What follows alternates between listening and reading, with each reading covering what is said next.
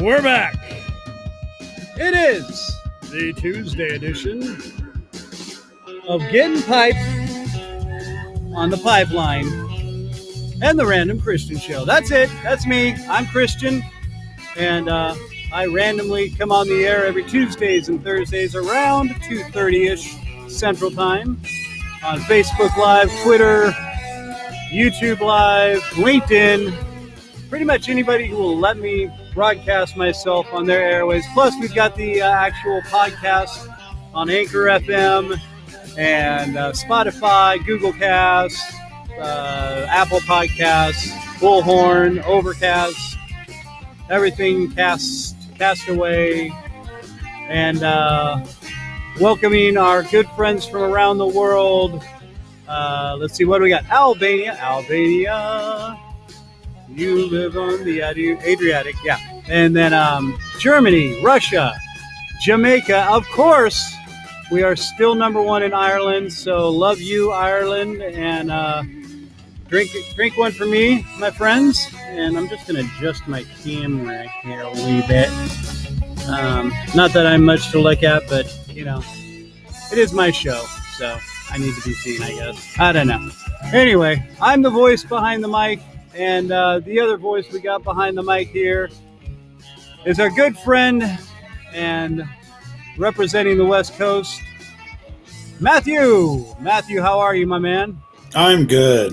I am really all right. And that's called hitting the post, because I brought you on right at the end of the song. How freaking hot was that? In radio, that gives you like a chubby. Really, it does. I know nobody else will get that, but it is called hitting the post, and it's really cool when it happens. And I live in my own world, my own sad little depressing world, and these are the things that make me happy. Besides my coffee and my Iron Man mug. All right, well. I know. I'm supposed to be getting to the topic, and I just start drinking coffee, and it keeps me chitter-chatter. That's what it does all day long. Oh, yeah, Montana. Got the Montana mug going today. Yeah. You know where Montana is? Yeah. Yeah, it's too close to Canada. That's why nobody likes to live there. I wouldn't mind living in Montana. Yeah. No. Well, it's a little far away from the ocean for me, but other than that. See, dude, that is the only thing I miss being out here in the Midwest is the ocean. Yeah. I truly, you know, and I lived through it through my friend's posts, you know, Dave Nelson, surf photographer, and a few of my other friends that keep posting surfing stuff and pictures of the ocean. I got a friend, Drake, who goes sailing all the time and posts pictures and some videos. But, you know, enough of me wanting to be waddling around in the water. I'd rather be waddling around in cash. Hot, cold, freaking cash. And it's unsanitary. Well, you know what? If I get COVID and I'm rich, couldn't care. I'd be part of the upper elite, and I'd be with Elon Musk, and we'd be putting brain chips in people's heads, and we've already discussed that, so I won't go there. But it's true, and he'd be controlling you and making you his weird little puppet slave. His BZ. Yeah, dude, I gotta not drink when I talk. So every time I talk to you, you just end up cracking up, even if it's just me sending pictures of animated GIFs or GIFs. Do you do the hard G or the soft G? I don't want it. I'm not dealing with your stony cat. You should name your cat Chong. Because this is how it talks, man. It's not a stoner. It just likes just like Pink Floyd. It's called dealing with reality, man. You got to learn to get with it, man. And speaking of getting with it, let me please introduce a good friend of mine and a man of no means. He's got all the means in the world. He's a former rapper and now stock exchange. He's making money on the stock market. Let's just put it that way. That's the easiest way to put it. Ladies and gentlemen, Mr. Joe Carter. Joe Carter, how are you, sir? I'm great. How y'all doing today, man? Right on, Good, brother. Nice to meet you. Nice to meet y'all, man. I'm glad to be on here, man. Y'all funny, man. But looks aren't everything, so. With y'all, Sorry, Chris. Every time you got that coffee, you got it. No. I got my friend Glenn sent me. All right, we're feeding back somewhere here. Hold on. And you have a banner right across poor Joe's face there. Oh crap! Yes, I do. I wonder if I can move that. I know, man. See how you doing, man? You can put it right over my face. Who cares? Everyone's seen enough of me. It's going to kind of be all over the place, unfortunately. I'll switch it over to the chat. And anybody checking in, hey, just feel free to add in on the chat. Hey, Joe, do you got headphones that you can use, brother? Yeah, I got some, man. Oh, you do? Yeah. Okay. I wonder why we're feeding back so bad. That's crazy. Okay. Now, my friend Glenn sent me. I gotta find it. Dadgummit. Oh, here it is. This is gonna be awesome. Well, if I can make it work. Oh, dude, don't tell me I screwed it up. I probably screwed it up. He sent me a rim shot on. Oh, good Lord. Oh, you ruined it already. I know.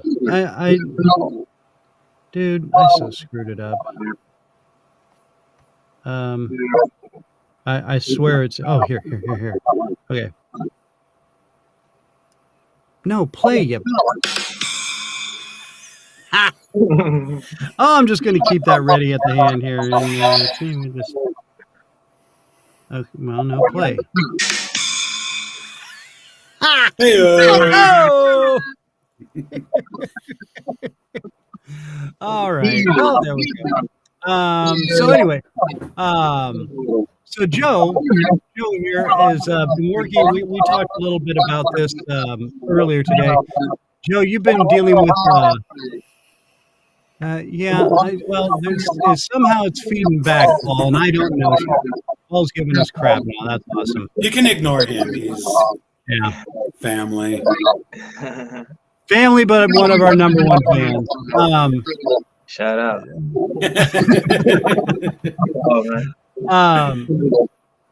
Joe has been dealing with a lot of stocks and mostly penny stocks, correct? Yes, sir. All right. So now, I know the big thing lately has been Bitcoin. All right. Which is just like digital. I don't know. Once they started talking digital, and they just made it weird. If I don't have cash in my hand, and I don't know. It's weird. So what do you know about the whole Bitcoin thing, bud? What's going on with all that? And it's like GameStop stock and all that. Yeah. It just, to be honest, it just really sounded like how can I say that the hedge funds and a lot of the millionaires, they got beat at their own game. That's the way I look at it. Mm-hmm. They got beat at their own game. You feel me? So can't really get mad at that, So I mean, when you play dirty, it comes back on you, And I think with technology and social media, it just made it more easier for us as the common folk to really get put up on game on what they was trying to do. So it backfired like a mug. Right. Okay. So basically, what happened was this GameStop stock, which it is just a regular stock, right? Right. Okay. So all of a sudden, like people just started investing into it big time or something. I didn't get the whole story on this. Do you know what's going on with it? Well, I don't know the logistics of it. I just know pretty much, the big corporations lost out on billions of dollars that they couldn't back up. So I was they set a price. The hedge fund set a price that when it was dropping, when it hit a certain price, they'd sell, or at a certain time, they'd sell at a certain price. And what happened was people on Reddit decided that they're going to start buying the stock, which is driving up the price. So as the value grew, the hedge funds hit a time when they had to sell, and they sold it for like $20 or whatever when it was worth, $70 or whatever. So they lost. Yeah, so they lost money, but when you're talking billions of dollars, and I got billions of dollars to invest, like it's not like they really. I mean, I'm sure they pissed a lot of people off, but I don't know. I think the whole thing just shows that how disconnected the stock market is really from the actual economy. Yeah. Because I mean, did it affect anybody? No. Right. Except for the billionaires who lost money. But they lost money on paper. It's all. Right. That's my take. Okay, so but now since they did that, they lost their money, but there's a lot of people who made a lot of money, right? A lot of small people. Man, I wish I had GameStop. No, but they'd have to sell at that high price in order to make any money. But they held on to it to keep it, to screw over the hedge funds. They didn't. The plan was to not sell, if I understand correctly. Oh dang! They're going to just hold on to it and just say, "Screw you, hedge funds." Right. We're never going to let the price drop. Man, Reddit should have let the rest of us know, so we could have gotten in on that one. Really? I mean, man, I would have jumped on that all day. All right. So now, Joe, you've been working with a lot of penny stocks, is what you've been saying, though, right? Right. And and with penny stocks, penny stocks get the how can I say, like, people talk bad about penny stocks and say they're not worth your time, and you'll hear that all day. And when I hear that, I honestly feel like, or I honestly think in my head, like, hey man, cool, more money for me. So yeah, like penny stocks perfect, you feel me? But that's just, are people, sorry to interrupt you, but are people like, do you think they're trying to scare people off the penny stocks? Like, oh, you don't want to deal with that so that they can sit around and make money off it? I mean, that's what I feel like sometimes. No, I honestly wouldn't say that. I would say it's mainly because penny stocks take a longer time to gain revenue or value compared to your average dollar stock. But stocks like $5, it could jump up to $10 if it wanted to, and back down to $4, and so on and so forth. You got a higher amount. But at penny stocks, it could take months. It could take literally months at a time for it to literally jump 30 or 40%. So, and then you just never know, depending on what stock you pick. So it's more of a long game. Yeah, it's really a long game. But me personally, I look at it between like a 6 months to like a year and a half, and that's how I look at all my investments. But like I said, the more you buy, though, the more in total revenue that you make, and that's what I just started doing as well. So, and it's working beautiful for me. Okay, so now, because you've been kind of bragging about one of your stocks here, and I thought it was kind of appropriate to play all about the Benjamins.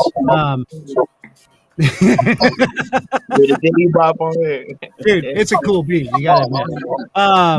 Okay, so this one that you've been invested in here, what did you start off with it at? How much did you invest into your? I would say it was like 1,000th of a penny. So anybody listening, it would be like if you put it on the calculator, it would be a 0.0001. So 3 zeros and a 1. That's how cheap this stock was. And I would say within like I say 5 months. I would say within 5 months it jumped up dramatically to not to a penny. Not even a penny. It jumped up to literally a 0.001. But that's like what, 10 times? Yes, 100 times? Yeah, I mean, sorry. So you can't beat it. And profit. Yeah. So what I like to break easy math. I like to break down to people is Okay, so let's say you get a stock. Say you get a stock that's worth 0.001 on a penny, right? Okay. You put $100 into that one stock that's worth that amount of money. If that stock gets to just a penny, you just made $1,000. What? But okay. So how do you what's your criteria for choosing the penny stocks? Like okay, that's of course that's the million. I mean, because what if it's something that tomorrow they're gone? Right. Granted, you've only lost $1, but you're right. But so, still, no. That's you totally right. With me, I like to look at longevity. Like, how long has that company or has that company been in business? In a sense, how long they been in business, and I like to look at charts that's on the uprise. Like I mean, how can I explain it? Like any patterns, waving patterns, I don't care about none of that. As long as that chart looks like it's going up, that's the chart I want to go by. And like I said, I go off for 10 years as far as like how long the company been in business. And I also the cherry on top that I do is like what's the highest this stock has ever been. So like you'll have a lot of stocks that's at penny stocks, but back 2 years ago, this stock was worth $200 a share. So wow. Yeah. So you have like I could literally just off the top of my head, I think I would say like a WCVC. That's one stock I like. But like, you know what I'm saying, a while ago, like this stock was probably worth $700 a share. But what happened that made this stock go down? And that's what I'll try to figure out. Or like what made this stock go up. And once you figure out what made the stock go down, you research into the company to figure out what are they doing to fix this problem. What are they doing to try to combat this issue? And if they're working in that progress to do that, then yeah, I'm all in for you because I know there's a possibility that you can get back up to that $700 or however much the stock is at. And mind you, with penny stocks, you don't necessarily have to get a stock that's where a stock was worth $700. You can get it at a penny stock. You get to 5 cents. Like I said, from the example, that's $5,000. At just dude. Yeah, so, it's not a bad chunk of change. Yeah, you know, right? I mean, yeah, wow. You can't really get mad at that. So yeah, that's literally how I like to pick my stocks. I call it the Kobe Bryant effect. And RP to Kobe. Yeah, no, but like seriously, I would call it the Kobe Bryant effect because any of us would bet if you said hey man, Kobe just had a bad game, man. He had 10 points. He didn't have no rebounds. He was just horrible tonight. But he has 80 more games left.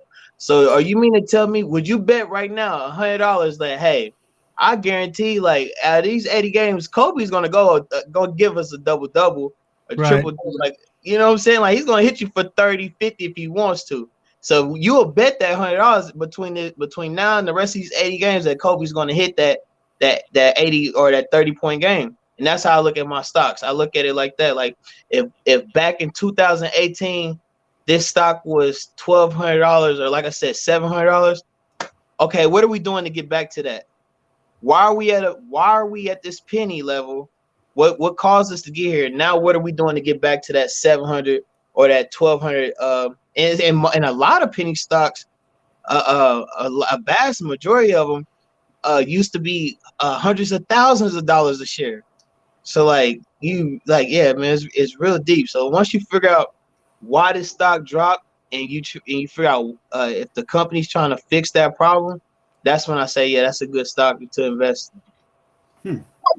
Okay, so I like that. So so how much research did you do on this one particular stock you've been working on? I mean, did you have to do a bunch of research, or did you just kind of take a gamble with it at first because it was doing deep, or what? I didn't necessarily do too much research in it because the restaurant was like cannabis infused, and I see that cannabis is starting to get legal everywhere. So like it's basically a restaurant that all their food was cannabis infused or whatever. And the reason why I really bought that stock was I noticed that every single time, or they had 5 locations, and I noticed that every year that they open up a location, the stock jump. And then then of course, like in between time, it would go back down. But when they would open up a new location, the stock would jump. So what did I found out? I found out that this upcoming year, 2021, they plan on going out of state. They plan on opening up 2 dispensary or 2 restaurants out of state. So I'm just gonna hold on and wait for open up these restaurants, and there we go. So I mean, everything plays a factor between the news, between what the company's doing, good press, bad press, everything plays a part. But me personally, like I said, I like to pick the chart that's on the uprise. I don't have time to play games. If you dipping and diving and you going to like everything that's going on uprise, that's the first key that I go for. And then, like I said, I go for its past profits. And even if it was recent, that's really gonna be on the top of my radar.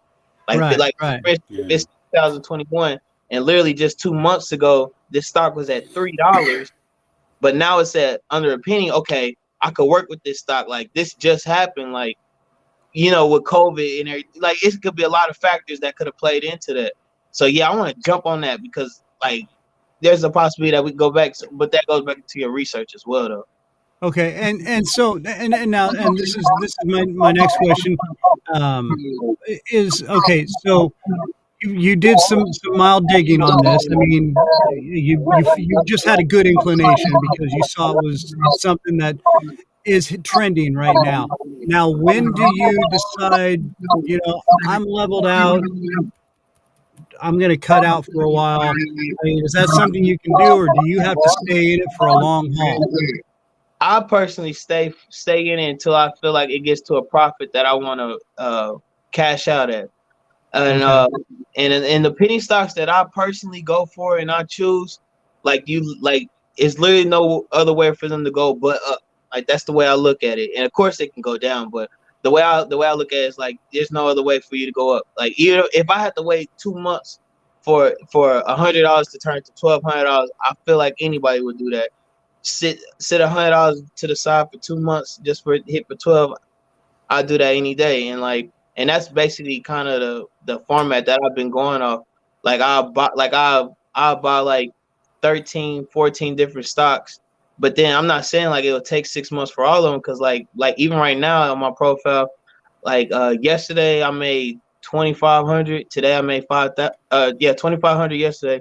Today I'm at 5,000 just in one day. So it's like, yeah. So the more but see, I'm at a position now, because the reason why I'm able to do that, because on Monday I was able to spend 4,500 back into the market. So the more you spend, of course, the more that you're gonna get back. But of course, it's all about what stocks you pick, because you can spend 4,500 on some poo-put stocks and all the money go down too. So like I said, it goes back and forth, but the research is key to it all, though.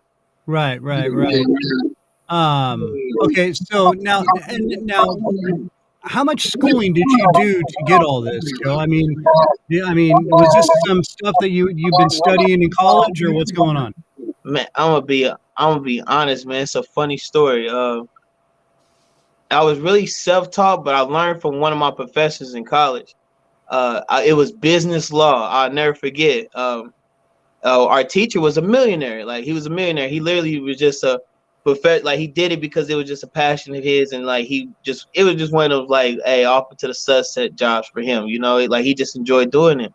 Right. And he was just in front of the class. Now, mind you, I'm in an auditorium. It's like 200 people in here.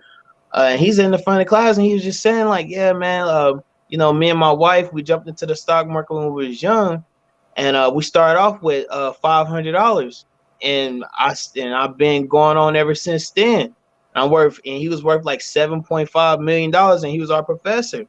So of course, 7.5 mil, and he's a professor. He's a professor. True story. So of course, me being me, like I was an athlete as well. So of course, I gotta put the shame on us. Like, I was sitting in the back of the classroom in a corner, but I'm listening to this man. I'm like, hold on, rewind. He became a millionaire off initial investment of $500. I'm looking at everybody in the classroom like, why is nobody paying attention, or why is nobody asking questions? Like, I'm serious. Like, people was on their computers, on their phones, doing other, having side conversations. I'm like, this man just said he made $1 million off of $500. Man, when I say ever since that day, it was so. This how bad it got.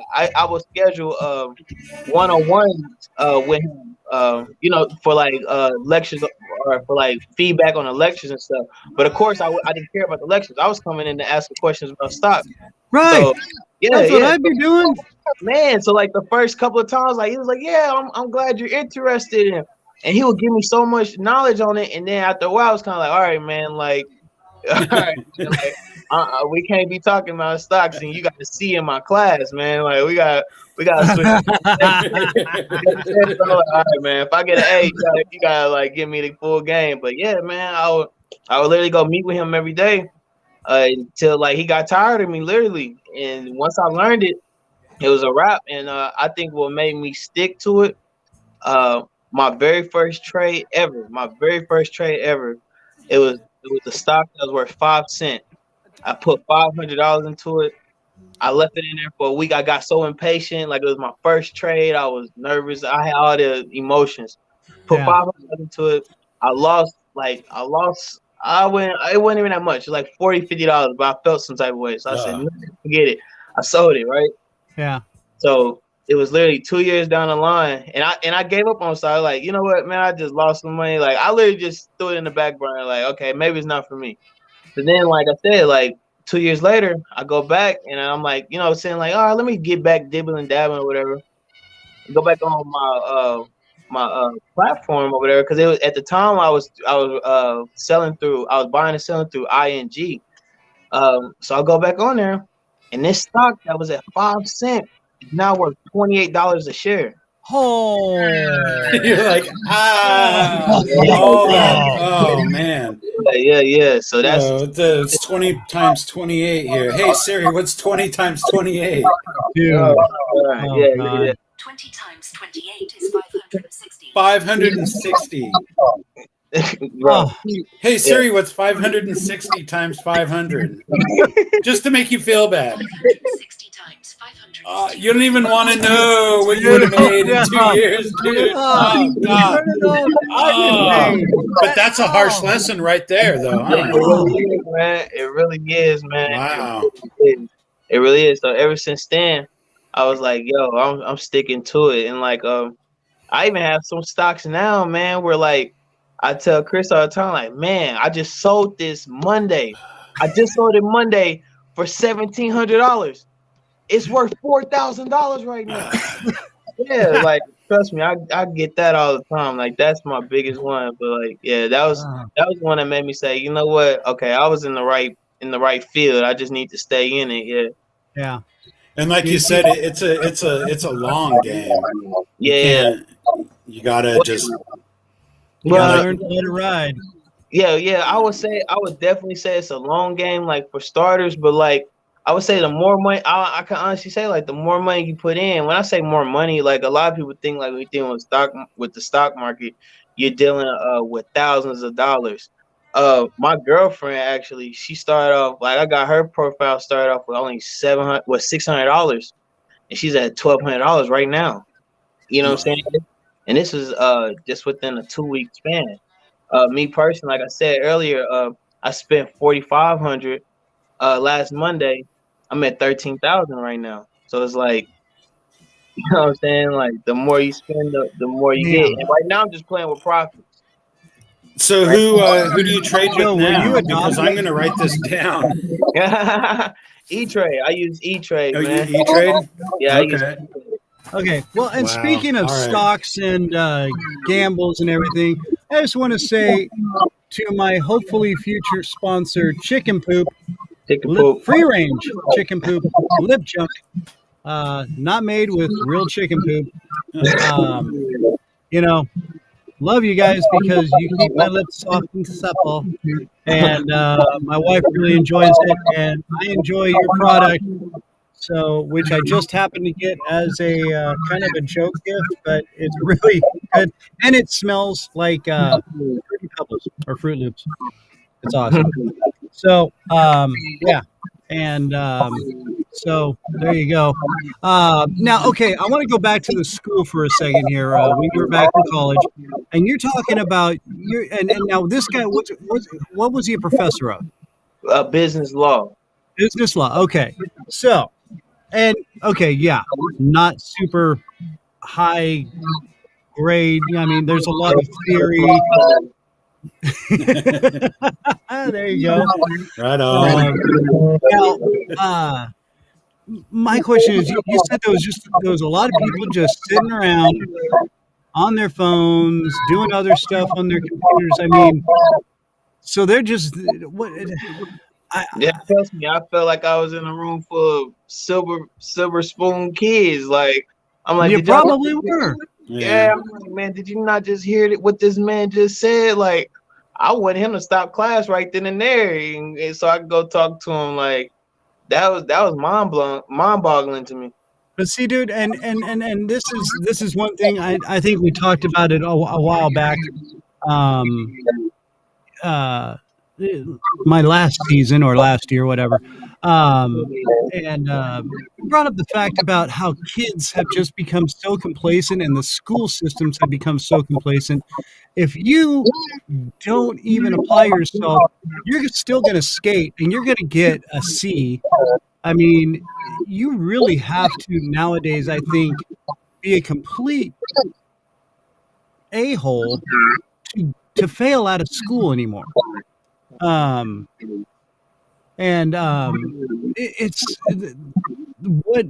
what they're letting happen in the schools nowadays is beyond compare. I mean, you know, and there's so many kids out there that are brilliant, and you know, you see them, you know, oh yeah, they're getting these good grades, but if they actually even were pushed and given interest, you know, and I know there's still teachers out there that are like that they're passionate about educating and actually being educators instead of, you know, a babysitter technically. Those kids that you had in your class, I mean, was this guy kind of boring in his lectures and stuff? I mean, because I've had professors that were like that, but there was still an interesting topic. Yeah, I would definitely say, yeah, he was like one of them old, like, yeah, right, one of them guys. But still, though, like, I don't know. You say that, I'm sorry, a light bulb just went off in my head. Like, what? You did what? How'd you do that? Like, it's crazy. Like, so ever since then, I was like, yeah, man, I gotta stay on this. I feel like this is what I can do. Yeah. So, whoa, time to, you got bread in the oven, Matt? Well, yeah, but that's something else. I forget. Yeah, that's nothing. See, by the way, what's funny though is you were the one with having audio problems, and then once I sent you that little private chat, it went away. I think Joe turned a volume down or something on his phone. I think we're getting feedback through his phone. I think you were the only one sounding bad. Oh, yeah. He was sounding good to me. Yeah, no. When it's just Joe, he comes through clear. That's honestly why I've been letting him lead the discussion. I'm not going to blame you, Joe. I'm blaming Chris. It is all my fault. Please wait. He's over here. It's Restream's fault. That's what it is. Okay, sure. But hey, loving Restream because they are spreading us and getting our word out. So now, Joe. Okay, so now you said you felt like you were with a bunch of silver spoon. I mean, were you in kind of? I mean, were a lot of these kids in this class like that? Were they spoon fed and just they're there for the grade, whatever? Man, I don't know. I kind of couldn't say yeah or no, but I was definitely say if you can pass up on listening about how you can turn $500 to $1 million, hey, you must got it way better than a lot of people, you know? Right. Well, I look at it. Yeah, and honestly, I'm with you. I would need somebody to really smack me in the face when I just hear a guy say something about oh, I just made $7.5 million off 500. I'd be like, hello? Yeah. I could be lit on fire and I'd still be sitting there talking to him going, I need to know a little more, but I'm going to put this out and then I'm coming back. Right, so we need to have the little discuss. Right. I mean that you've inspired me to actually look into a little bit of E-Trade. Oh man, I make lists like almost every other week too, man. So where do you do all your research? Like, man, like I've been doing this since college, so like a lot of it, man, it's a lot of instinct and like a lot of like stuff that I've been doing. But to be honest, man, I use Yahoo Finance. That's one top one. I use Investors Hub. I love Investors Hub. I've been using Investors Hub ever since I got into stocks. And Investors Hub is kind of like a community of different stock traders and brokerage firms too. People work for brokerage firms. It's like a hub where they all just comment and get a feedback on stocks and things of that nature. That's another one that I use. And basically, man, I just look at the charts, man. The charts are like the biggest thing to get all my information from. I'm incredibly intrigued, Joe. See, and I come from the view that the stock market is gambling, but no, I mean, not in a bad way. I mean, no worse than any other kind of gambling. But you've kind of lit a fire under my butt here. No, because that's, I mean, because it's good to see a normal everyday person, making a go of it. You're absolutely right. You mean a regular Joe? Where is it? Where? Come on, Chris. But no, though, like you're absolutely right. It is a gamble, but like I said, I personally don't like to gamble. So that's why I said I pick my stocks at a low point to where all they can do is go up. And that's why I also say, like, when I look at charts, I like to pick the charts that's on the uprise. Like I said, like if it's already going up and I see that in the past you had this stock was worth more than what it already was, and it's on the upward trend and the company's doing good, they're in a forward motion, I'm on it. Yeah. Wow. But it's something you have to look at it every day though, right? I mean, you can't I look at it so every so often, like right now I'm probably sweating right now because I haven't been looking at it since I've been on talking with you guys. But I look at it, so I'll probably say like about 30 times a day. Okay. Yeah. See, and I would just obsess. Start just going, it hasn't moved at all. It hasn't moved at all. It moved up a little. Sell. Right. That's exactly what it is. Yeah. Dude, Joe comes walking up to me, like he'll go out to lunch and then he'll come back and he'll be like, dude, check this. Look at this. I'm like, oh, good Lord. Yeah, man. True story, man. Long career in my life. Right. True story, man. Yeah, I got it plugged into the soundboard now. You be sitting now, you're like, man, I just made $10,000, man. Like, man, yeah, right. Like, yeah, man, just made $10,000, man. Like, that easy. Damn, and then I could be sitting next to Chris and I'll be pressing refresh on my phone and he'd be like, yeah, it's going up. And then it goes down. Yeah, then it goes down. And then he'll be like, well, we don't pay attention to that. So speaking of it going down, so do you have I mean, it's going up, and then so do you have a point where you're just like, I can't take any more down, sell? Or do you let it do it? Like, it's fluctuations. Oh. Yeah. To be honest, I actually never like when it went down. Because even if it I had something that went way below, I just keep them. I'm like, all right. I just wait for you to come back up. Like, I ain't about to sell out and lose. I'm free, bro. So like, even if I lose, I just sit on it. Okay. Just wait for it to come back up. I don't want to take no losses. I'll take it to the grave before I take this loss.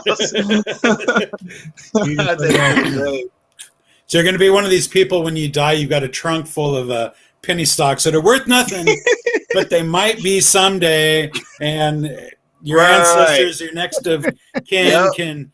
It's up to them. Like it'll be worth something eventually again someday. Just hold on to it. Right. Nothing wrong with that. Nothing wrong with that. No, there is nothing wrong with that. All right. So I mean, and it beats having your money just sit in a bank account making, I mean, pennies a year. Right. So, well, unless you feel it's a very safe investment, and well, I use you like pennies, because they're shiny. You can play with them, and there's a lot of them. but hey, ain't it crazy that about so like at a point, 3 zeros and a 1, thousands of a penny. Did you know with just a penny you can buy 100 shares of that? Yeah. Yeah, so it's like, I mean, that's just can't crazy. knock a penny either, you know. But yeah, you can end up turning a penny into $1. Yeah, you're gonna have to show me some tricks here, Joe. Hey, you know I got the tricks to the trade, man. Now, okay. All right. Now this, I got to go back into the history of Joe here for a little bit. Now, you were a wrestler, right? Yes, in high school and all that. You were doing real good. That's how you got into college, right? Yeah, wrestling and football. Okay. Oh, and football. Okay. Now, so you're in there and you're studying. Now, business law was one of your majors, correct? It was the major I came in with, but I ended up changing majors to political science and international studies. Oh, cool. Yeah, I came in wanting to be a business major, but then switched my major. Yeah, Joe, we're gonna have to have you on a little more. Yes, sir. Hey, all right, so now here's my next question. You also said you were doing a bunch of rap. Yeah. You were doing a bunch of shows, and yeah, I mean, you've been helping me promote the show here with some of the knowledge that you learned. And yeah, I know I haven't been as consistent with it as I should be, but I got kids and things, and but actually they've been helping me too. So I mean, Katie, thanks to Lyle being out on drunk binges all the time, has been my backup engineer. So I thank you for my daughter Catherine, and Isabel has been my graphic artist. That's just one of her renditions. She's actually working on an anime drawing of me for the show. You gotta get down a t-shirt. Huh? Well, I looked into stickers. Yeah, that's going to be a little ways down the road, but yeah. So, well, see, and I'm trying to get like on my old radio show. I want to do some stunts and stuff, and you know what? Let's plug that real quick. Anybody listening, which I know we're down to just a few now. But when you do listen on the podcast and whatnot, we need people that can do office stunts and convenience store stunts, or grocery stores if the grocery store is fairly cool. You know, I've got some things that we used to do on the old radio show that I want to do because it's so fun and it's really hilarious. But anyway, so if anybody has that, email us at therandomkristianshow@gmail.com and let us know if you're available to do any of these stunts, preferably during this time, or maybe we can just record them. But I need 2 people in 2 different locations. Doesn't matter where you are, as long as we can do them both at the same time. So convenience store, grocery store, if they're fairly cool, and then or in an office, or maybe even a library. So yeah, I'm sorry, I digress. That's why it's called the Random Kristian Show, and I got that. I love it. Okay, so all right, so but yeah, so you're doing all this rapping, and I know you promoted the hell out of yourself. You got real big on YouTube for a while, correct? Right. Okay, and so now, what made you just pull away from that? You were just like, yeah, I've had my fun. I'm out. Yeah, well, man, it was an accident for me to start rapping. Like the way I looked at it, I was like, man, I ain't no rapper. Like I wanted to be P Diddy. I wanted to do behind the scenes, but it was actually true story though. It was an accident. It was literally an accident. Because we shot music videos. We used to shoot music videos, and we had a online radio station, right? But it wasn't. We basically did like anybody upcoming. Like we didn't do like your mainstream. We did like people who made songs in the basement or like stuff of that nature, like SoundCloud people or whatever you want to call it. Yeah, garage bands and stuff. Yeah. So like, what we wanted to do was we wanted to promote our radio show. We wanted to promote the fact that we did music videos. So we wanted to ask any artist. So basically, ask any artist like, "Hey, we'll shoot a music video for you for free. You know, we'll promote it. Blase, blase." We just wanted to show people that we're in Kansas City and we shoot music videos. The problem was we could never find an artist to shoot a video for. It was so sad.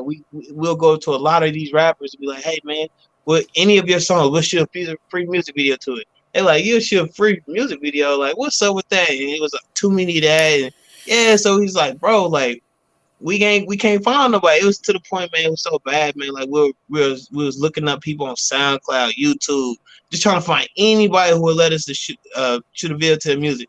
So we just said, forget it. We just happened to be in the studio one day, and my friend was like, "Man, why don't you just make up a song real quick? We shoot a video too. We just use that as a promo." All right, cool. Forget it. All right, cool. I can just awesome. Give me a beat real quick. Yeah, I'm just thinking like make a little song real quick. Forget it, just so we can promote our music video shoots with her. We shoot the video, we put it on YouTube. I don't know, it was like a couple hundred views. Like, okay, cool, we did good. Like now let's go ahead and like promote it as far as like get it out there and let people know like what our price is gonna be as far as effects and this and that. But the next day come, it's like at 1,200 views. And mind you, we haven't did no promo or nothing.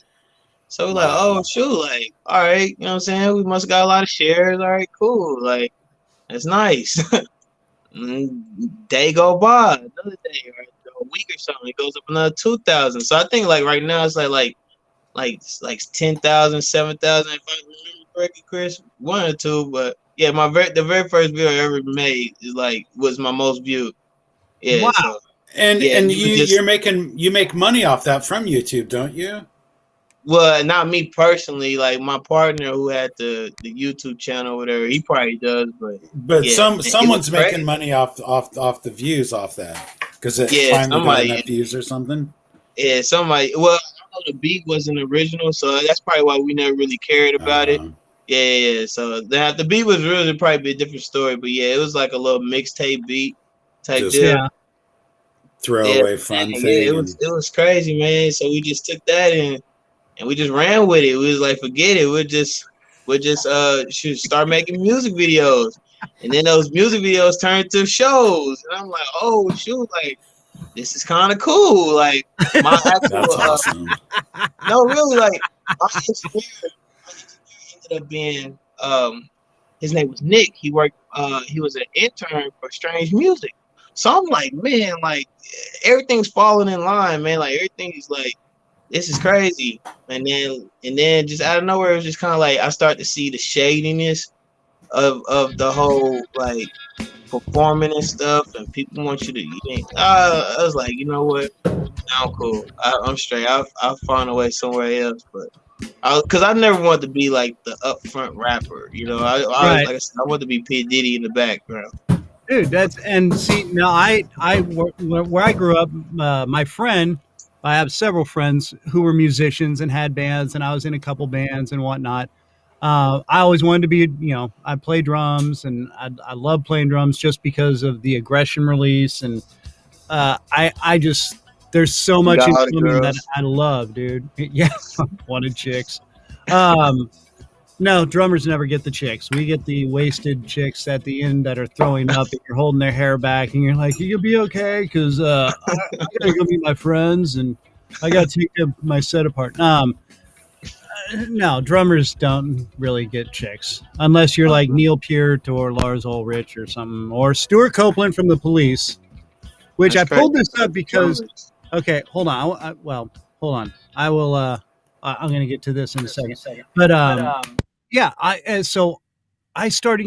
I started working behind the soundboard, and while my friends were playing and stuff, and I'd help roadie their equipment, and um, I got really into the backside of the music, and making it sound good and stuff. So then I went to school for music and video production, and I've always loved radio since I was a little kid. I used to fall asleep with the radio in my ear, wake up to it.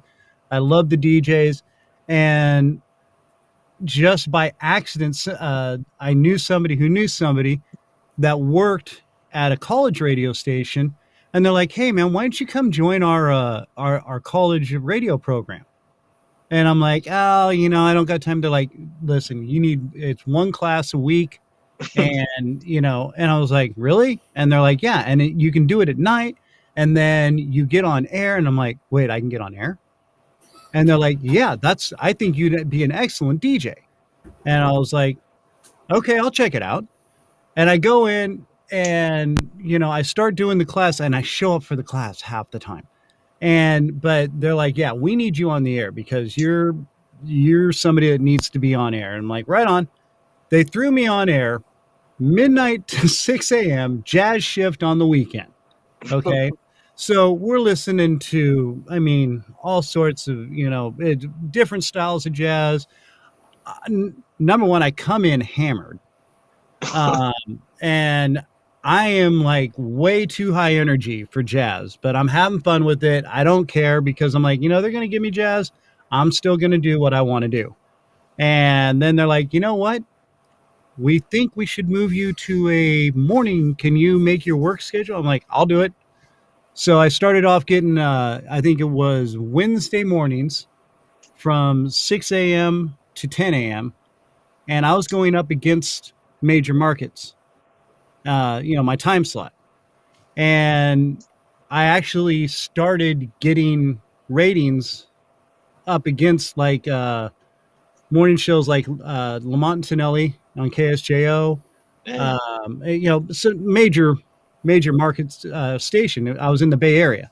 And so then they're like, "Well, we'll give you Monday, Wednesday, and how about Friday?" I was like, "Okay." And I did that for about a year, and I got picked up by a station down in San Luis Obispo and started from the bottom again. And then, I was doing soundboard and stuff, but then I got my own time slot and just blew up from there. Then I got a partner. We had a big time show for that area for a while, and it all blew up. So yeah, and I love being behind the scenes. I love the production. Yeah. And I love making somebody sound awesome. Yeah. Because you hear people with amazing talent, and you get somebody behind them that doesn't know what they're doing, or they kind of know what they're doing, and you're just like, "What are you give me that? Do this," and "Oh wow, that's pretty good." Yeah, no kidding, moron. Stay off the bong for a while. So yeah, I love being on that end of it. I love all aspects of the music industry and whatnot, even though I think there's so much. Well, everyone ends up wanting a piece of you, huh? Well, really, right. Promoters are gonna screw you over. Venue owners are gonna screw you over. Yeah. Right. Everyone wants to get their chunk plus whatever else they can manage to get out of you. Right. It seems like. And so much of the music industry has become like this, The Voice and American Idol, and that's all people are looking at now. They want the instant fame, and there's people that go on those shows, okay, that are amazingly talented, but they don't fit the proper image, So they get some publicity, and I know some people have made a career off of it, maybe not as big as the American Idol or whatever, but they've launched their career through there. And so I think that's a good venue for that. But so much of it is that pop sound, and there's so little creativity. It's all being so controlled by studios and and what they want us to hear, as to where people who, and I think Dave Grohl from the Foo Fighters put it best. He said, you know what? Be it, and I'm going to cuss here for a second. I'm not that big of a fan of it, but he goes, you know what? Be a shitty band. Get your friends together, learn to play, sit in a garage for hours on end, make a bunch of noise, figure out what you want to do, make your sound, do what you're going to do. Then go out and play for people. Doesn't care if anybody listens. Somebody is going to start listening. Okay? Either you get better or you don't, or you find other people that you get better with, or you find another way to be a part of it, you know? And it was such a great, I'm paraphrasing what he said, but the way he put it was like poetic, and the way it should be, man. It's like, don't be afraid. You know what? Mozart just started out, you know, figuring things out on a piano. Became one of the greatest, you know, composers ever. I mean, that's how it starts, man. And you know, he didn't have anything dialed in right off the bat. He wasn't instantly famous. And you got to put in the time, you got to put in the effort, because you will, you know, my friend, John Feldman, who is lead singer and guitarist for Goldfinger. Okay. John put in countless hours and I mean, you want to talk about shameless self-promotion. John was the epitome of it. He was kind of like what you were talking about, Joe. He, you know, he just kind of throws things out there. He keeps, of course, back in the day, it was you go around and you staple up your flyer, you know, instead of like on social media nowadays where you can just, you know, pop in and you know, tag somebody or whatever. But that's what it's about, man. And as long as it's your passion, it's your love, dude, you'll make a sound. And that's okay.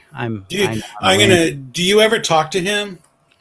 I talked to him a long time ago, but dude, that guy is so busy and he gets so flooded out on his on his streams. I mean, I don't have a direct line to him. I'm back in the day, I kind of did for a while. I had his phone number and stuff, and then I lost that, and I actually contacted him through his record company, and we talked once, and then it was just like I chatted a little bit on Facebook, but then he was so blown up at that point. I mean, he's a Grammy winning producer. That's insane. You know, I mean, the dude's got skills, and I mean, God bless him, because it's all about the effort, man.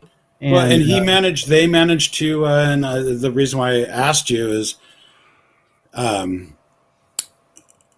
I saw them with the Sex Pistols. They opened for the Sex Pistols at a Shoreline up in the Bay Area. Yep. And you know, I've heard of this band like a little bit, but I remember then after that show talking with Chris and like, oh yeah, some band like called Goldfinger or something like that. Like, I don't know. And Chris was like, oh yeah, they did a really good cover of Duran Duran's Rio, and he laughs and he's just like, that's my buddy's band. Like, well, holy crap, I just saw him playing with the Sex Pistols on their reunion tour.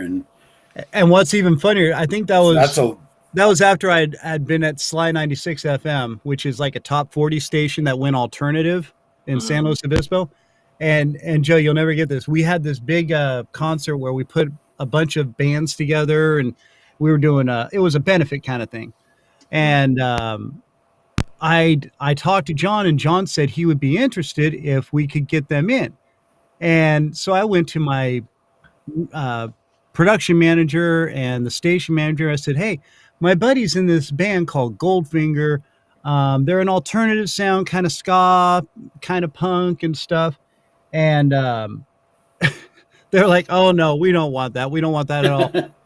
The month after they had their the show, our big benefit, Goldfinger like blew up on the charts. And my production manager comes in, he's like, and he's holding their disc, and he goes, was this your friend's band? I said, yeah, that's them. I love it. I love that. And he just goes, Okay. Yeah. And he literally walked back out of the studio, and I was just like, so what was that about? And one of the other DJs comes in, Craig Payne, and he goes, Dave Christopher, he's in there cussing right now. And I'm like, why? He's like, what did you do? What is this band Goldfinger? And I'm like, that's my buddy's band. I tried to get him to play on the benefit. And he was like, yeah, okay. It makes sense now. Yeah, and then within how long after, how long after that did you move to Colorado? Because you'd only been in Colorado for not that long, I don't want to say, when I was living in the city and went and saw Rancid? No, Goldfinger. Oh, okay. Because you were in Colorado and I was living in San Francisco when they played Shoreline with Sex Pistols. Yeah, that's right. Yep. So I mean, I had to have been within like 2 years at the most. Yeah. Going from we don't want that band to playing with one of the biggest punk rock acts of all time. Yeah. And they were just blowing up all over the charts. But yeah, so and I think it's crazy, and like you said, I want to be behind the scenes and stuff, but yet you had that talent, and you were out there nailing it. So let me just throw this at you real quick, Joe. I got a beat because I love the beat of this. I love this song. It's my favorite band, The Police. But now I want you to hear the beat, okay? Because first off, I want to see if you can just freestyle something to it. Not to put you on the spot. Right.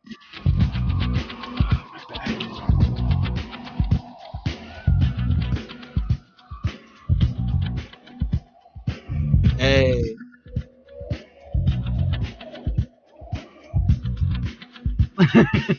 The Random Kristian Show. Hey. The Random Kristian Show. Hey.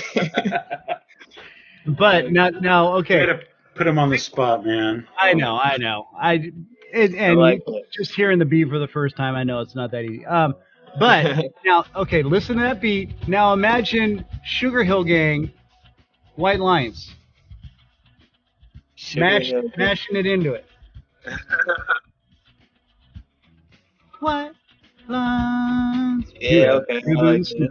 I mean, dude, you could so make such a cool song with those two mashed together. Anyway, that's my dream. It's my little past cocaine abuse dream. And plus, like I said, just the beat in this song. Stuart Copeland, amazing drummer, musician ever.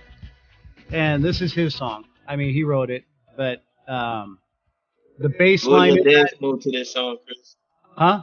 What was your dance move to this song? I have no dance moves. I'm the guy that sits in the corner and goes, I can't wait for the slow song so I can grab girls' butts. No, dude, I was the drunk punk boy that, went out in the mosh pit and stage dived and then went over, drank beer, made out with a chick, and then, went home with a black eye or broken rib. That was my youth, man. Riding around on the skateboard and that's well spent, capricious youth. I will proudly admit that, and I have no regrets. That's what's up. Best so, way to live. Yeah, but okay. So, and I'm sorry, I that's why it's called the Random Kristian Show. So we've gone from your college into rap. And you were doing that on the side, I'm sure, because you're still doing your full college, and now you're doing all this penny trading. I mean, now is that something you're going to just kind of keep him? I mean, are you basically going to work out of your job and try and just get into this? And yeah, man, that's the goal, man. Yeah, that's the goal, man. I wanna be able to wake up, smell the fresh air, look at my phone, make a couple of clicks, and then roll back over, go to sleep. Yeah. Right. You know what I'm saying? Like, oh, it's Friday, man. Let's go to Miami. You know, like, yeah, that's what. Okay. So now here's the other question. You're working your job. You've got a regular job like I, and we all have regular jobs. Okay. So now, when do you start going? I'm gonna say, yeah, see ya. Look. Oh, look. I mean, I would say, it's gonna be a certain amount, but I don't know. I honestly don't know right now. I can't even answer that question only because, like I said, like, it's up in the air, really. I kind of like You're my still young job at though. the Your back isn't destroyed yet, right? same. Look, and watch. I would I quit go to right work before tomorrow. that, but Matt's just speaking from experience. it just if I'd have gotten into doing what you're doing at a much younger age, that's where I would have quit. Yeah. As soon as that back starts going, all right, I'm done. I can. Which at our work could happen any day. Yeah. Right. But we're forgetting Joe was actually football and wrestling athlete. Now, and you got real big on the wrestling, didn't you? You made it pretty high in tournaments. Oh yeah, man. I was pretty cool in high school, man. It wasn't until I got to college when I got humble. You know, hey, that's one thing. That's one thing I can't lie about. I can't sugarcoat or nothing. When I got to college, man, I got humbled so bad. Yeah, because in high school I was the guy. You feel me? Like ranked in Missouri and everything. But as soon as I got to college, man, I tell people all the time, my very first college match was against the University of Oklahoma. I'm like, oh Oh, shit, yeah, like, and I go to University, so I'm thinking I'm about to go against other D2 schools or whatever. I'm like, hold up, where D1 come from? Like, yeah, so, yeah, yeah. yeah, So, fun experience. yeah, I mean that's like when I went out when I wrestled in high school. My first year out, I went to state, and I don't know. I just either everybody sucked that bad or I did that good. I mean, I set the school record for fastest pin, which has been shattered. But yeah, I had a 13-second pin my first match. That's what's up. Yeah. The guy threw his arm out of his socket. He went in for a fireman's on me. I popped his arm off, and I just had rolled over and put my hand on him. 1, 2, 3. Dude, and you would have thought I won the gold medal because everybody on my school bench came over and jumped over. Yeah, Mad Dog. I was like, okay, I hurt that guy. Should I get a medic or something? But yeah, and then my second year, I did really, I was doing good, but then, because of my going to state, people were more aware of me. Right. And people were a little more practiced to go up against me. Right. And yeah, humbling. I went to a tournament in Oceania, up in Pacifica, the Oceania Sharks. And there was a dude there that, I mean, steroids had nothing on this guy. This guy, and we're talking high school, dude. And just the pure intimidation factor. He came out and he's just yoked and I was like, that's the guy I don't feel so good. And come on, 15 seconds with this guy. It's only going to take a little longer. You got it. Oh, dude, my coach went full on like Rocky Balboa on me. He was like, what was his name? Burgess Meredith. Burgess Meredith, with as all right, listen, Rock, you're going in for 3 rounds. You got 2 minutes a round. You're gonna crap thunder and piss lightning. And I was like, oh yeah, and we always drank a bunch of honey on the sides, and we were just but I got out there. I lasted all 3 rounds, but I got my ass handed to me each round. I mean, dude, I was fighting off my back the entire time. Hey, you lasted all 3 rounds. That's a victory win right there. I got smoked on points, and the guy came up. He's like, you know what, dude? I thought for sure I was going to pin you first round. He's like, you put up a hell of a fight. And I was like, how come I didn't meet you last year? He's like, oh, I was out of state. I was like, oh, okay. Yeah, there we go. Right. So, yeah. Anyway, it's Mickey. Well, it was Burgess Meredith. Mickey. Yeah, there you go. Yeah, that's right, Ricky. Then I played trombone in high school, and the bone. Yeah, dude. We won our local jazz festival my freshman year and my sophomore year. Okay. The trombone. And then got way too cocky and lost it the next year. Way too cocky or way too high? Well, we all were a little on something or other. I know, in high school I was probably stoned. Like, we got this. We don't even need to try. We're great. And I think everyone kind of had that attitude. So, yeah. What are you gonna do? So okay, so now Joe, you're how old, if you don't mind me asking? 31. Okay, so you're 31. So what are you thinking? Within the 5 years, you're going to be mogul and you're going to be adopting Chris as your son, and man, you'll be sponsoring the Random Kristian show, renting out the Playboy house, and buying off the helicopters and everything. Yeah, we're gonna do it all, man. Yeah. All right. Yeah, that's man. it. Random Kristian show sponsored by Joe. My man.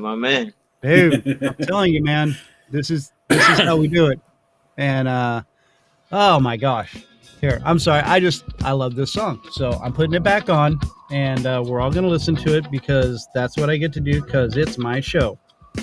Oh, damn it. I didn't have the sound effect up. Dude, it's all about the timing. See? Timing. Yeah, well, anyway. So, okay. So, basically, penny stocks, bide your time, avoid the pick. So, Bitcoin, you're not into it. I'm not too fond of Bitcoin. So, I mean, is it just that big of a gamble, or? Nah, me personally, I just never got into it. Like, I was too busy trying to win at stocks. I ain't even care about nothing else, honestly. Yeah, I'm not too. So Bitcoin, isn't that a stock? Isn't it a form of stock, or no? Yeah. It's money. I think it's like its own entity. It's its own money. Yeah, I'm about to say, yeah, it's like its own. It's its own little entity world thing, and screw it. So like I said, digital money. That's like I don't know. See, I rather just play with the stocks. I don't know. Stocks to me is like an even playing field. Like, everybody can play in it. It doesn't matter about race, gender, class, nothing. I mean, it's all about, we all got one common goal, and that's to make money. So I don't care who you are. Right out, man. All right. So now Paul here is proposing something. He's got a challenge. He says, see which of us can put $100 in a stock market and make the most money by December 31st. And my guess is it's going to be Joe, because I was going to say, my money's on Joe for that. But when you're going up against a world contender, and I might start looking at this E-Trade thing, and hey man, I'm telling why not? You, man, it's worth it, bro. Like I said, man, like, yeah, I have nothing but good things to say about it, to be honest. Like I said, I'm over here, like I said, shaking because I ain't been able to look at my thing for like the past. Other than that, though, man, I love the show, though, man. I rock with y'all, man. Y'all be having me rolling, man. Okay, hey, now is this kind of addicting, though? I mean, do you have to find yourself going, okay, I've got to take a break. I've got to walk away from this for a little while. Yeah. Oh, yes. Well, no. My bad. I thought you speaking the other way around. Like, yes, it's addictive because, like, and Chris, you see it, man. Like, because stocks change every second, man. Yeah. So like you hit a refresh button 2 times, you can go from $200 to $2,000. Right. Chris, you've seen that before. Oh yeah, no, you were showing me, dude. That's what I'm saying. So it's like, and you're talking about how you monitor it, but I mean, do you just kind of like, okay, every 2 hours I'm going to go back and check, or are you kind of like, yeah? And I know you do it throughout the day, mind you, but is there a point where like, and maybe especially when you first started, where you were just like, oh, I'm going to check it out. Oh, I'm going to check it out. Oh, I'm going to check it out. You know. I mean, I know when I first started doing this, I got really pumped up on the fact that people were starting to check me out. So like every couple of hours, I'd pull out my phone and I'd be like, oh, I just went from 4 to 10 viewers, you know, or listeners, you know, on the podcast. And I mean, I'm still guilty of it. I'll check it every, you know, maybe 2 or 3 times a day to see who's looked at my. I just checked Thursday's show, 81 views. Yeah. Oh, like wow. I mean, and that's just Facebook. Yeah. That's the Twitter doesn't have a monitoring. It just plays. So it doesn't really show too much about who's been watching or whatever. I don't know. I haven't been that invested in the Twitter thing. YouTube is, I don't know. YouTube's weird. It seems to max out at a certain point, but maybe that's just because that's how many people end up watching, and that's all there is to it. So, but anyway, so okay, so you're saying start slow, start low, go with the penny stocks, deal with that, and you're using E-Trade now, and do you have to? Because I've been told you have to have X amount of dollars before you can really be truly vested in something. But no, this is something pretty much you can start tomorrow, and you don't have to have much invested in it or anything, right?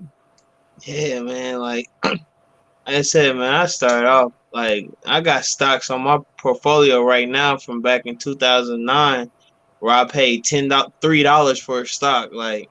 So it's like, yeah, bro, like you can start off at any amount. It's all about, like I said, the main thing is about picking a stock out. And when you got over 9 billion trillion stocks to choose from, you know, like yeah, I mean, it doesn't make it easy, but at the same time, you got a variety of stocks that you can choose from, and just make sure you pick the right ones with the right characteristics that you're looking for profit. As far as profit wise, hey, you can't lose. So are you going to become a stock trader and like help other people out, or what? Man, I want to be like Wolf on Wall Street, man. No, I'm playing, but nah, yeah, I definitely want to though, man. I want to, like I said, I definitely want to start a hedge fund one day, hopefully, and yeah, literally just teach people how I personally, you know, buy and sell stocks, and like I said, I got the profile to back it up, and I just want to continue building that up. Yeah, well, and now what if you did something for like helping some nonprofits, you know, teaching some you know, underprivileged kids and stuff like that? That would I think that'd be a big jump too, dude. Yeah. A big move on your portfolio, and see, I can think of things too, man.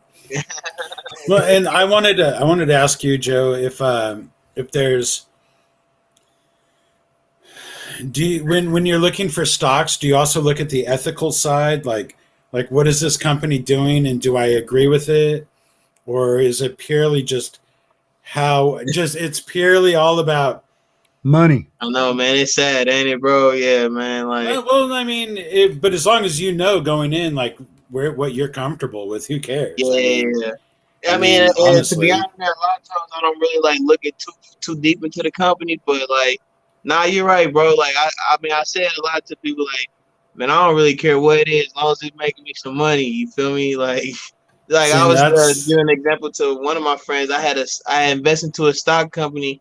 I forgot the name of it, but like I invested to a company out in California who literally deliver balloons to customers. Like that's literally all they do. Like you order a balloon, they blow them up for you, and they deliver it to you. Like that's literally what the business was. Like, but again, it made money. So Yeah. So why not? I mean, but like if a company that's actively like, polluting a river, like with their byproduct or something, like, man.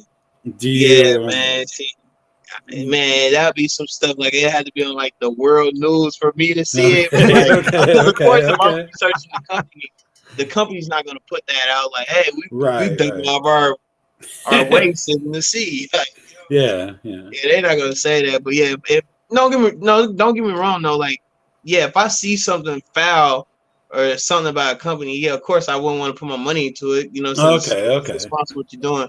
But I can't say that because I got a lot of pharmaceutical companies that I'm investing to. We all know, like just dealing with them alone, Yeah. So. But as long as no one's doing anything like obviously nefarious. Right. Like his balloon company, and then all of a sudden they're like, "Here's your balloons!" Bam, punch you in the face with balloons, and then it would make news and be all over YouTube, and be like, "Oh, maybe I'm going to pull my stock now." But I mean, that's all I was really. I mean, I feel curious. So you do have some level of. Yeah. Okay. But it comes down to make money, like, which I'm not saying like that's a bad thing or anything, but no, I get what you're saying. No, I definitely got some morals that I stick by. Yes. Okay. Yeah, okay. I see what you're saying. I thought maybe I was thinking on a whole different ball game, like if they like to eat crickets or something like. Oh no, who cares if they do that? Like, I mean, whatever. But I was just, I mean. Yeah, like what if those balloons are filled with tacks and when they pop them, but who cares if you're making money, right? People get hurt, and I mean, as long as people want to hurt people, then there's money in that. Yeah, that seems like where I personally would draw a line, but so it's good that you probably would too. So that's all. I mean. But like you said, I guess a lot of these smaller companies, you really wouldn't know what they're doing unless it hit the news. So right, because like a lot of these like your Fortune 500 companies, so yeah. Like I said, they're not gonna broadcast, unless I look at like reviews from customers on them. But other than that, you're not really gonna find no bad. Yeah. So in other words, you're not investing in a company that's poison for kids. Buy it now. No. Yeah. No. Okay. You're investing in here's a big bag of sugar for your kids. Buy it now. Sugar's good. Which is actually poison. Like people trying to come up, really. Well, I don't know.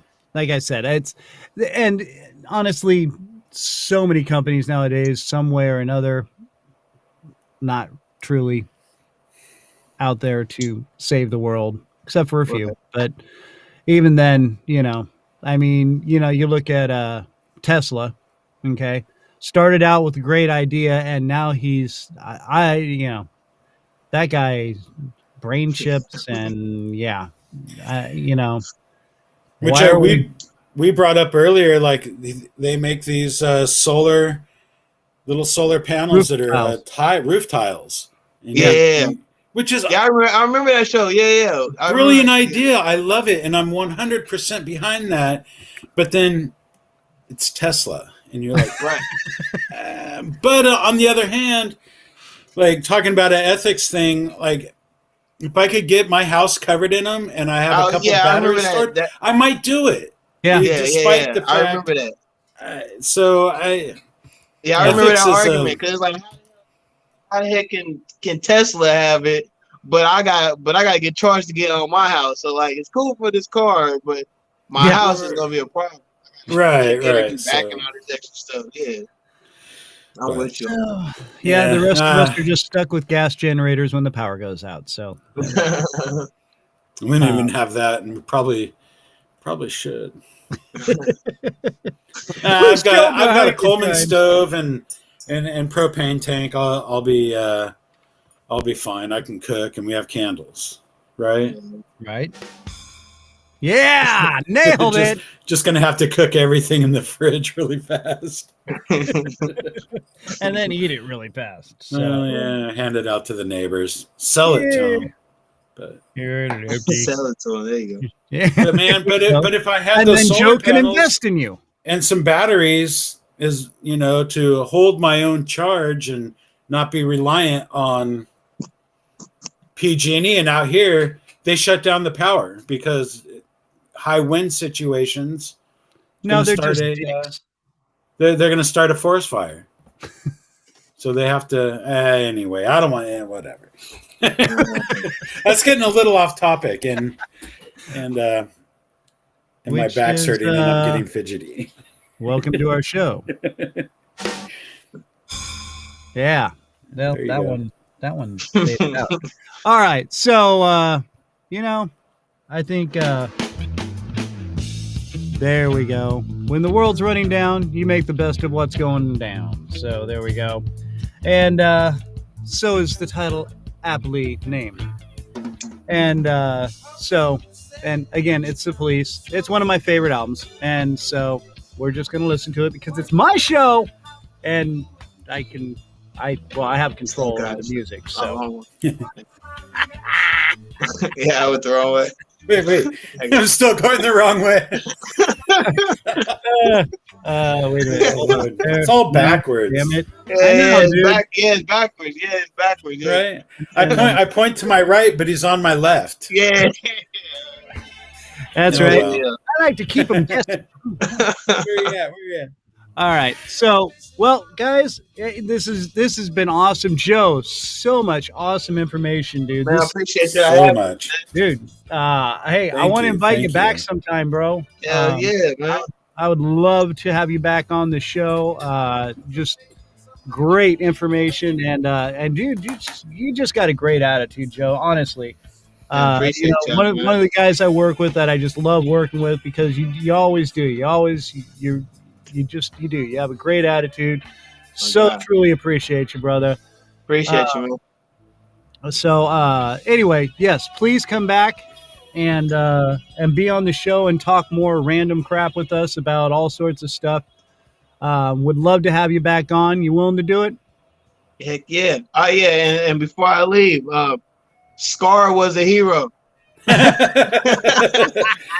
Only to those hyenas, man.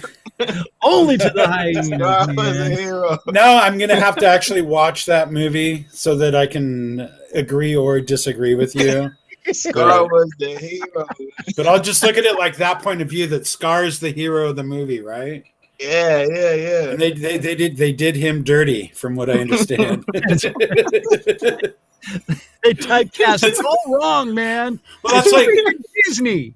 Do either of you guys watch How I Met Your Mother?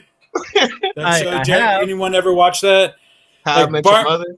Yeah, the show. Barney thought that the Karate Kid was the blonde guy, not Daniel-san, but the other guy. He was the Karate Kid, not the newbie. So I can see where you're coming from with Scar. So yeah, man, it's like look, the hyenas was out there on scavenge mode, man. Like, and Scar was like, "Hey, man, just let them get a couple of zebras. Like, let them get a couple.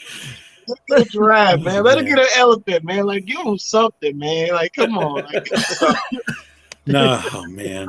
And what happened when they didn't want to give him at least an elephant? They said, "Forget it, man." And then they make Scar the bad guy, and he dies. Oh, and then you just spoiler alert! Come on, man. All right. I know. My bad.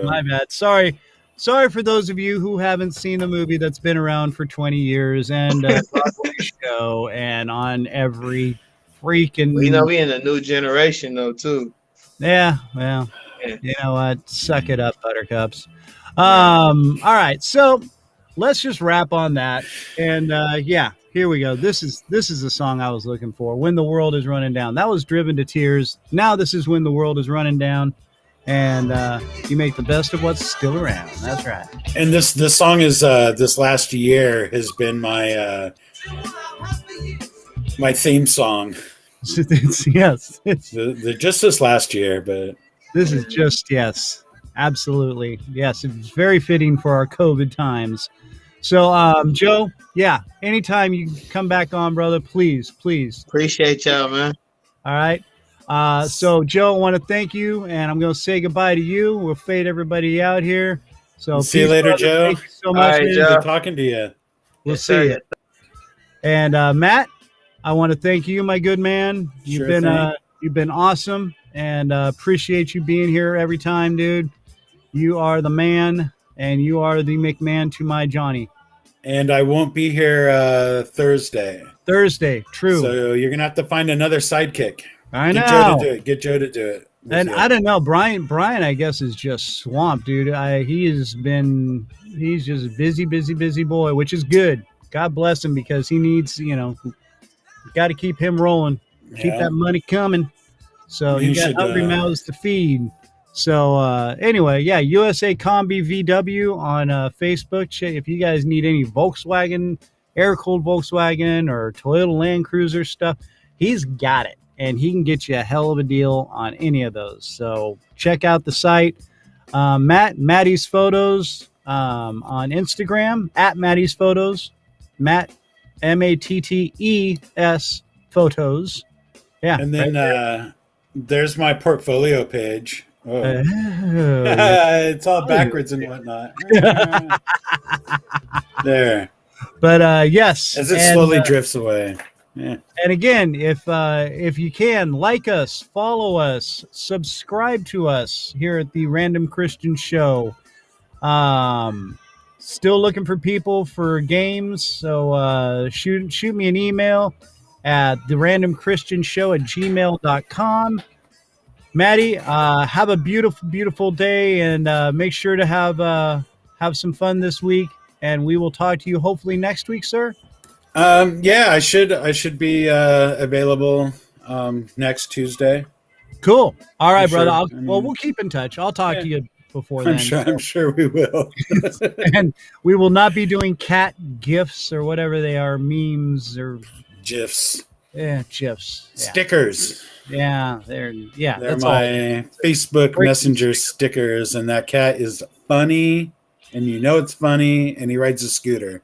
Listen, man, your cat's just high, man. That's all there is to it. Not high, he just likes the music, man. You can like the music and not be high all the time, man. All right, dude. Well, anyway. Hey, have fun, man. Brother. Peace. Be with you. Love you. All right. We'll talk to you later, man. Out. And for the rest of you folks out there listening in, thank you so much. Please spread the word. If you can donate through Twitter and through YouTube and Facebook. Help the show out, and then, like I said, hopefully we get some cash rolling in here eventually, and I can start sending out stickers and maybe make some shirts and whatnot. So, anyway, if you like what you hear, pass the word around. Follow us on Twitter at Kristian Random on Twitter. Or just hashtag the Random Kristian Show, and it'll pull up all sorts of ways to listen to us and pass us around, guys. So again, be good to each other. We're all we've got. Take care of each other. Love each other like you love yourselves. And we will see you Thursday here, 2:30 Central, on the Random Kristian Show. Thank you so much, guys. Have a great